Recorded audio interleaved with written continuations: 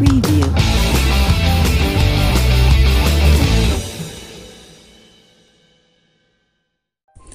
Qui n'ont pas l'air très migrants, mais voilà, donc avec un beau drapeau.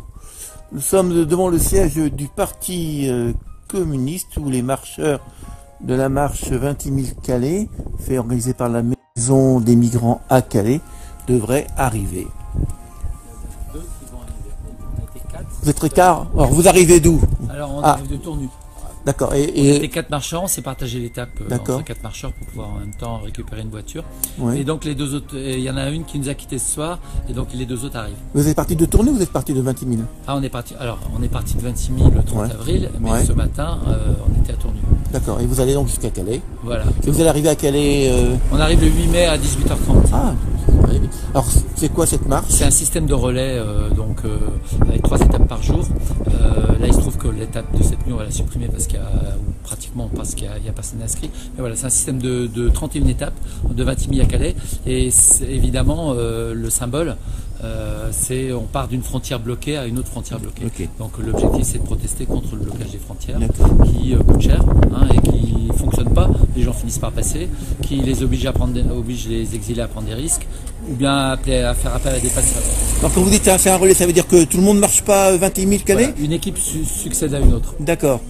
Donc l'autre équipe rejoint l'autre en voiture, c'est ça? Non, donc il y a une équipe qui arrive et une équipe qui s'en va. Sauf que ce soir il n'y a pas d'équipe parce qu'il y avait une seule personne inscrite. D'accord. Donc on a décidé de neutraliser l'étape, comme on dit dans les donc Tour de France. Donc là vous allez rester couché à voilà. Chalon. Et demain matin on repart de, je sais plus comment ça s'appelle, ce village, et on repart pour une nouvelle étape. D'accord. Et vous êtes donc combien à marcher? Alors on a été depuis le départ entre 3 et 38 personnes. 3 et 38. Voilà. Et en Italie on a été 38 personnes. Au départ vous étiez 38?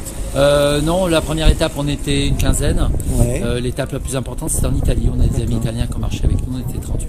Et le long de votre marche, est-ce qu'il y a des gens qui se mettent avec vous, qui marchent avec vous? Et puis il y a des gens qui nous accueillent. Hier, on était hier avec une partie du collectif de l'Ain qui s'occupe de l'accueil des migrants. Oui, bien sûr. On a fait aussi une étape assez symbolique. On a passé la frontière italienne par le col de l'Échelle, qui est une des voies d'accès des exilés, qui essayent de passer sans y être autorisés. Et on a été accueillis au sommet du col de l'Échelle par un groupe aussi de sympathisants de la cause, on va dire, de l'accueil des migrants. Alors c'est la deuxième marche. Exactement. La première, il y avait beaucoup de monde, il y avait une belle banderole. Là, il y a beaucoup moins de monde. Oui, c'est une formule différente, plus légère, plus rapide. Et effectivement, on se souvient, on a un très bon souvenir de notre passage à Chalon-sur-Saône l'an dernier. Il y a eu beaucoup de monde qui nous accueillait, qui nous attendait à Saint-Rémy. À Saint-Rémy, on est allé en cortège. Chalon TV a couvert ça et après on vous a retrouvé à la salle Marcel Sambin. On est passé à l'hôtel de ville où on a pris une bonne averse. Oui, je me souviens. Je m'en souviens. Moi aussi. Voilà, et puis on a passé la nuit à Chalon, puis on est reparti le lendemain matin. La situation à Calais depuis un an, c'est comment par rapport aux migrants? Alors à Calais, il y a selon les périodes entre 300 et 600 migrants qui sont bloqués à la frontière et qui dépendent pratiquement que des associations pour leur survie. Donc nous, l'auberge des migrants, avec les associations partenaires, on distribue des repas, des vêtements, des couvertures, on charge les téléphones, on les transporte à l'hôpital, etc. Et on peut pas faire du travail de fond, d'accompagnement, comme peut-être ici des gens en font à Chalon, par exemple pour accompagner les personnes en demande d'asile. Nous, ce sont des gens qui sont là parce qu'ils veulent passer en Angleterre et qu'ils sont bloqués. Alors, auberge, vous n'accueillez pas de gens en logement? Ça s'appelle auberge parce qu'on donne des repas surtout. C'est tout, ok. Voilà. Et donc, vous voyez ça... Il y a un peu d'hébergement citoyen à Calais quand même. Et la population calaisienne, comment elle voit ça depuis le temps? Elle est surtout fatiguée parce que ça fait plus de 20 ans que le problème existe et qu'il n'y a pas de bonne solution. Après, c'est comme partout, les gens sont divisés. Il y a des gens qui ne sont pas du tout hostiles à l'accueil des personnes migrantes. Et puis il y en a qui le sont parce qu'ils ont peur, ils sont en colère, ils sont manipulés, ils font pas l'effort de rencontrer ces personnes parce que quand on les rencontre, tout change. Donc la population est assez divisée. Et il y a une baisse quand même de migrants. Il y a, au moment fort, il y avait combien de migrants à Calais? Alors il y a eu, vous vous rappelez que le grand camp a été démantelé en octobre 2016. Voilà. Depuis, il y a eu entre 300 et 800 personnes.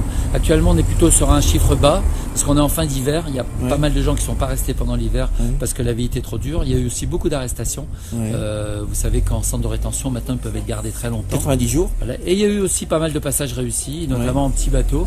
Vous avez peut-être entendu parler de ça. Les gens traversent en Zodiac la Manche. Ils risquent leur vie, mais ils traversent. Alors c'est plus maintenant le Zodiac que le camion routier. C'est toujours aussi les camions, des gens qui se cachent dans les camions ou sous les camions. Et il y a une présence policière très importante. Très forte. Elle a le dispositif était un peu allégé, mais il reste encore à peu près 600 policiers en permanence affectés à la surveillance de Calais, du port, de la gare et puis de la côte, puisque maintenant qu'il y a des groupes de migrants qui essaient de traverser en petits bateaux, il y a aussi des patrouilles tout le long des plages pour essayer de repérer les embarcations et les personnes. Et le fait que l'Angleterre, enfin la Grande-Bretagne va quitter l'Europe, ça va changer quelque chose ou rien du tout? Vous croyez qu'ils vont se décider finalement? Ça a l'air. Hein. Pour l'instant, ça n'a rien changé. La frontière est bloquée, elle peut difficilement être plus bloquée, et on pense que ça ne changera rien. C'est-à-dire que la frontière restera en France? Probablement. Ça, c'est les accords du Touquet. Oui, du Touquet, mais peut-être que c'était des accords entre Européens. Là, peut-être que Macron avait suggéré, avant d'être élu, que si les Anglais quittaient la Grande-Bretagne, ils pourraient très bien se débrouiller pour bloquer la frontière. Pour l'instant, il n'y a rien qui change. Voilà. Et par contre, le seul espoir des migrants, c'est que s'il y a beaucoup de contrôles douaniers, il y aura beaucoup de files d'attente de camions et qu'il y aura plus d'opportunités pour monter dans les camions. Et le profil de ces migrants, ils viennent d'où? Alors à Calais, c'est un peu comme depuis longtemps, c'est majorité Érythrée, Éthiopie. Ensuite, c'est Afghanistan, Pakistan, Soudan, et puis après, c'est les divers. Il y a eu pas mal d'Iraniens ces derniers temps. Donc des gens plutôt anglophones. Voilà. Qui vont rejoindre une éventuelle famille. Exactement. C'est une des raisons pour lesquelles ils veulent aller en Grande-Bretagne, c'est qu'ils sont anglophones, c'est plus facile de trouver du travail, de s'intégrer en Grande-Bretagne. Et beaucoup de mineurs? Sur 300 actuellement, il y a quelques dizaines de mineurs. Oui. Bon, le département du Pas-de-Calais, c'est pas le plus épouvantable en matière de prise en charge des mineurs. Il fait assez bien son boulot. Ils sont pris en charge les mineurs. Voilà, les mineurs qui veulent être pris en charge. Parce qu'il y a aussi des mineurs qui veulent passer en Angleterre et qui refusent de rentrer dans les systèmes d'accueil des départements. Et ces migrants, ils vivent où alors? Dans la rue. Dans la rue, il n'y a plus de camp, il n'y a plus rien. Alors dès qu'il y a une tentative de constitution de camp, la police intervient, elle détruit les tentes, elle chasse et ça se reconstitue un peu plus loin. Comment ils vivent dans la rue? Voilà. Ok, je vous laisse rejoindre. Merci. Donc voilà. Merci. Donc voilà, nous sommes au siège du Parti communiste qui accueille donc cette marche des migrants de 28 000 à Calais, fait par l'auberge des migrants. Voilà.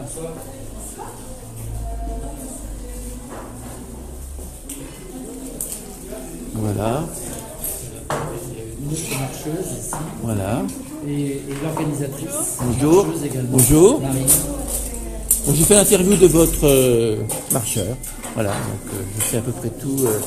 Voilà, donc accueil par qui accueille les migrants? C'est le collectif des migrants, Madame Mathus. Madame Mathus, un petit mot.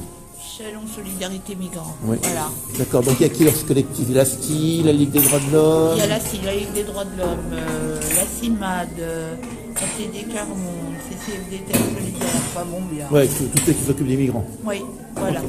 Donc c'est la deuxième marche.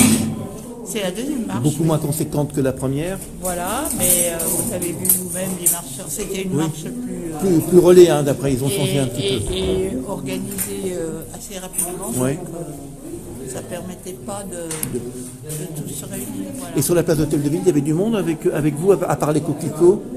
Ben non. Non? Parce qu'à 18h, il y avait des coquelicots qui étaient là. Voilà, on a rejoint les coquelicots. Ouais. Et vous étiez combien à peu près sur la place d'Hôtel de Ville? Ben nous, on est arrivés à la fin du rassemblement, donc je ne peux pas vous dire. D'accord, ok. Et donc là, c'est un repas qui est offert par le collectif.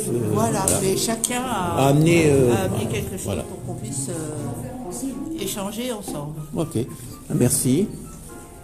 Attendez, je vais faire aussi une photo.